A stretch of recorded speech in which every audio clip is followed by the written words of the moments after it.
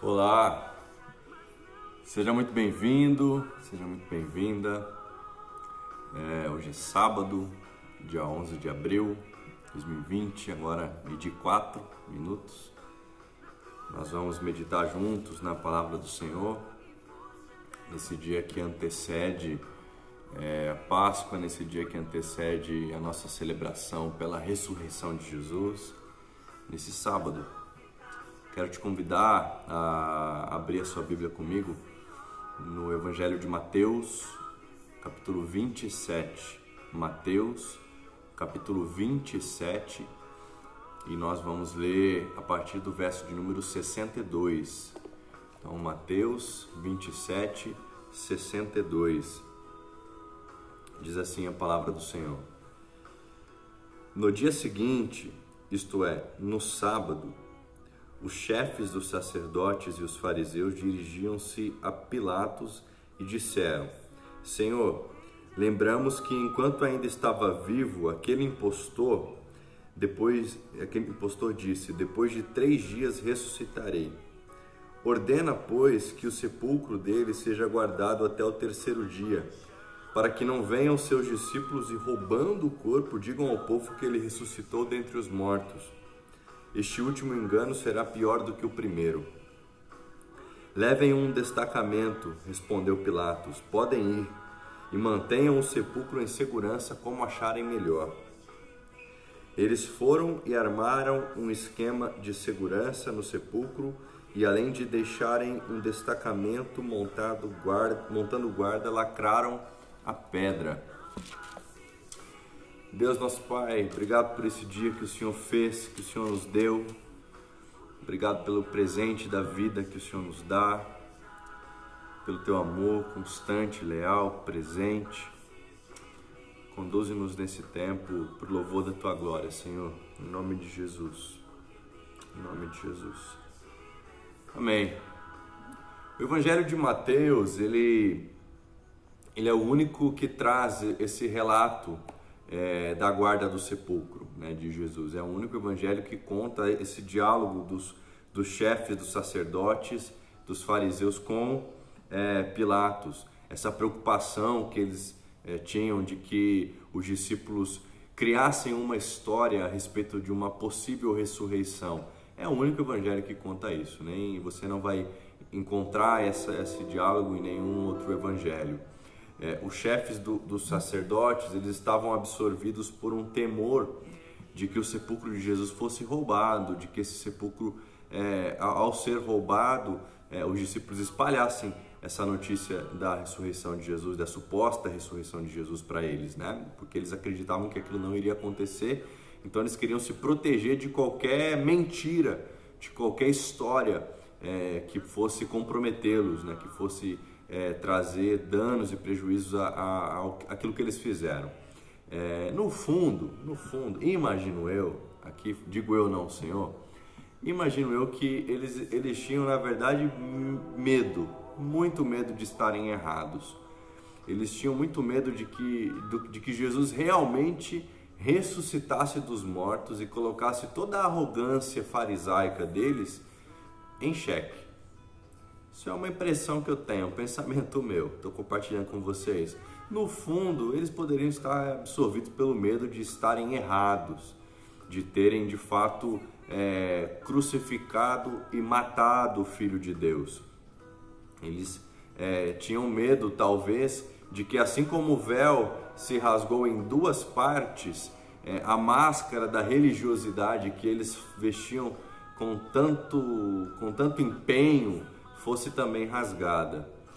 No fundo, eles tinham esse medo, imagino eu, de que eles estavam apavorados com a possibilidade de terem sim matado o Filho de Deus. Afinal, a morte de Jesus, após a morte de Jesus, o que acontece está relatado no versículo 51 do capítulo 27 de Mateus. Diz o seguinte: o véu do santuário rasgou-se em 2 partes, de alto a baixo. A terra tremeu e as rochas se partiram. Os sepulcros se abriram e os corpos de muitos santos que tinham morrido foram ressuscitados. Imagino eu que eles tinham muito medo de que isso acontecesse com Jesus após todo esse relato que a Bíblia conta, né, que eles presenciaram. O centurião e os que estavam junto com ele assistiram à morte de Jesus ali, na primeira fila, com as mãos sujas de sangue, e sangue inocente. Ficaram espantados, né, com o que aconteceu após o último suspiro de Jesus. Então eles disseram: verdadeiramente este era o Filho de Deus.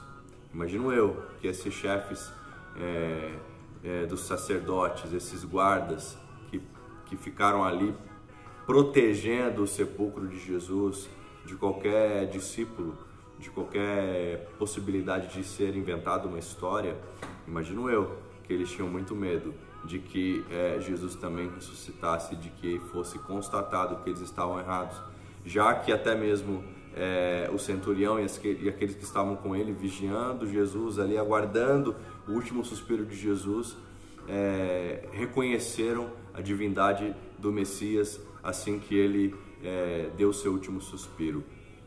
O Evangelho de Lucas relata que as mulheres que haviam acompanhado Jesus desde a Galiléia seguiram o José de Arimateia e viram o sepulcro e como o corpo de Jesus fora colocado ali dentro.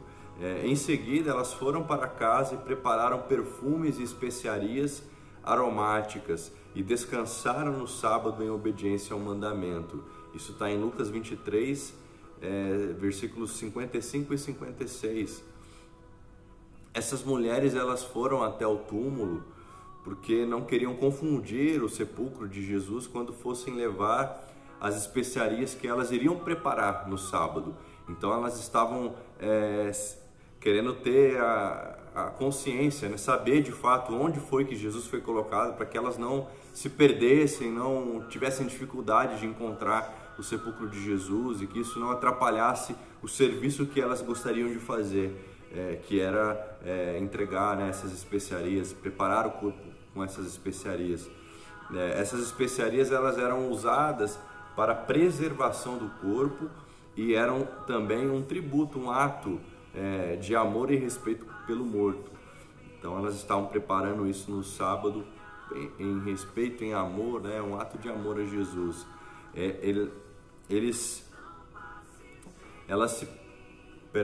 se preparavam para ir até o túmulo no domingo, o primeiro dia da semana. Então, enquanto elas estavam ali no sábado, se preparando aqueles elementos, aquelas especiarias, aquele perfume, elas estavam também se preparando para ir até o túmulo no domingo, que era o primeiro dia da semana. E elas talvez só não imaginassem que aquele domingo também seria o primeiro dia de um novo tempo na história da humanidade.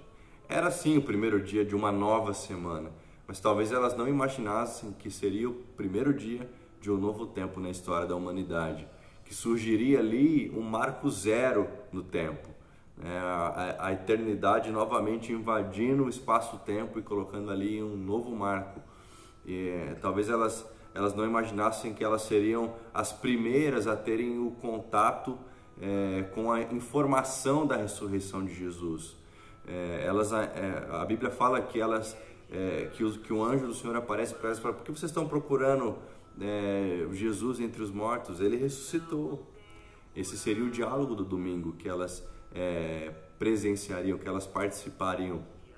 Talvez elas não sabiam disso, elas estavam no sábado, elas ainda não tinham consciência do que poderia acontecer e do que iria acontecer no domingo, no primeiro dia da semana. Elas ainda estavam no sábado, ainda estavam vivendo aquilo que o salmista chamou de choro da noite, né? Mas na esperança da alegria que viria pela manhã. Sim, o choro pode durar uma noite, mas a alegria irrompe pela manhã, a alegria desperta pela manhã, a alegria chega pela manhã. O sábado é esse dia de espera, o sábado é esse dia de expectativa, o sábado é esse dia de reflexão, de esperança, o sábado é esse dia de silêncio. Mas o sábado não foi o fim. O sábado não foi o último dia da história. O sábado não foi último fato que aconteceu na história, esse silêncio, essa preparação, essa expectativa não foi finalizada ali. O sábado não é o fim e a vida surgiria ainda mais poderosa no dia seguinte. A vida estaria derrotando sua maior adversária, a morte. A vida estaria derrotando a sua maior adversária, que é a morte. Mas isso aconteceria no outro dia, no novo dia, na nova semana, no novo tempo. Tudo que os discípulos e as discípulas de Jesus precisavam fazer era esperar pelo novo amanhecer. Ao nascer do sol, a vida surgiria com ainda mais esplendor. Ao nascer do sol, a vida haveria de surgir com ainda mais esplendor. E surgiu. E surgiu. Por isso nós ansiamos pelo domingo. Por isso nós ansiamos pelo dia que faz com que a alegria seja escancarada diante de nós, diante dos nossos olhos. O sábado é sim esse dia de lamento, de silêncio, de tristeza. É um dia de reflexão, é um dia de examinarmos a nossa vida, de examinarmos a maneira como vivemos, de examinarmos a maneira como nos relacionamos com Jesus e com os discípulos dele. Mas o sábado não é o fim. Há um novo dia, há um novo tempo. Há um novo dia em que a alegria irrompe, avança, conquista, derruba muralhas. E há um novo dia em que a morte é absolutamente derrotada. Esse dia haveria de surgir. E surgiu. Nós aguardamos por ele. Deus te abençoe. Deus te abençoe em nome de Jesus.